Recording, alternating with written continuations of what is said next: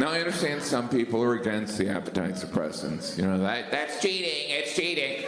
I'm not playing Major League Baseball. I'm just a fat guy trying to not die.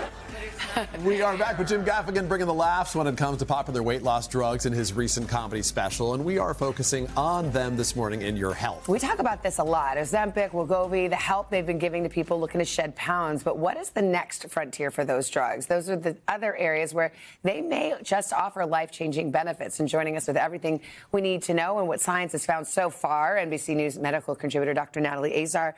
So we're seeing, obviously, the weight loss effect is real. It's originally a diabetes drug, so we know about those effects. But now there are these sort of ancillary effects, and scientists are wondering, is it connected to this drug? Right. So first, let's just establish that we know that obesity is related to a whole host of significant medical issues, right? This is not new news for everyone, but heart disease, type 2 diabetes, lung disease like sleep apnea, arthritis, and certain cancers. So we know that those can be what we call obesity related. But what about an obesity independent mechanism that these medications could have?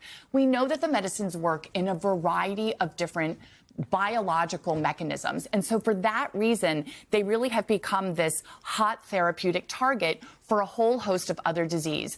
And what is that mechanism? It's probably by targeting inflammation. If you take a look at, let's say, a graphic or a picture of all the different places where that GLP-1, the target of these medicines, where it's biologically active, it is active in so many different organs and so many different organ systems, really exerting this inflammatory effect. And that's kind of where these medicines will have a place. So we know the FDA has now gone ahead with approvals for the use of these weight loss drugs beyond weight loss and beyond type 2 diabetes right now. What are those approvals that are already in place? Right. So in December of last year, Zepbound got an approval to treat sleep apnea in people who have moderate to severe sleep apnea.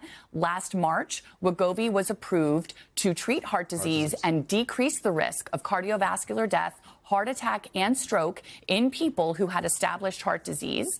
And then just in January, Ozempic was approved to reduce the risk of worsening kidney disease, kidney failure, as well as cardiovascular death in people who had type 2 diabetes and chronic kidney disease. So now doctors are, it's amazing. The doctors are also hearing all this anecdotal evidence, like, oh, I also didn't want to drink anymore. I didn't want to gamble anymore, or it helped my mother's Alzheimer's. Are any of those things being studied? Right now, there are over 200 clinical trials that are either ongoing or have been completed.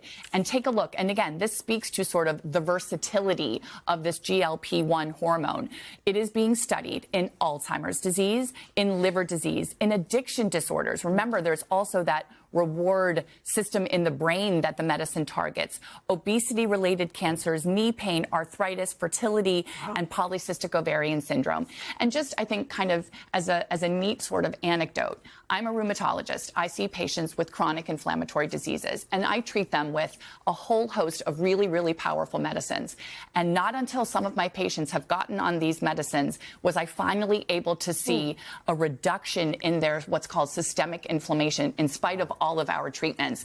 And that was one of the first light bulbs, at least, that went on for us in the rheumatology world, that these medications are going to have applications far beyond diabetes and weight. So that raises the question some people may be asking, which is, can you use these off-label? So we know, and we've covered this a lot on the show, how difficult it is to get the medication for the indicated purposes. So I think what happens a lot is that patients have to sort of get the medicine for an indicated reason, like type 2 diabetes, and that's sort of as a collateral benefit, we are seeing a reduction in certain other symptoms, whether it's knee pain from arthritis, PCOS, and things like that. And they're expensive, too, let's remember. But some people are looking at these, I mean, I think it's an anti-aging drug in some ways, like a legit longevity increaser. Well, let's think about it this way. Longevity is not just about living longer. It's about preventing these age-related illnesses, neurodegenerative conditions, cardiovascular disease, cancer. These are the big killers. These are the things that we associate with getting older.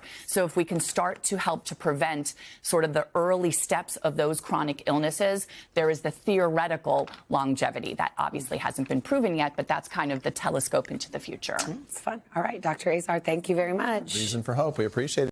Hey, thanks for watching. And don't forget, you can catch the Today Show every morning on NBC or take Today when you're on the go. Just follow the Today podcast on Apple Podcasts, Spotify, or wherever you listen.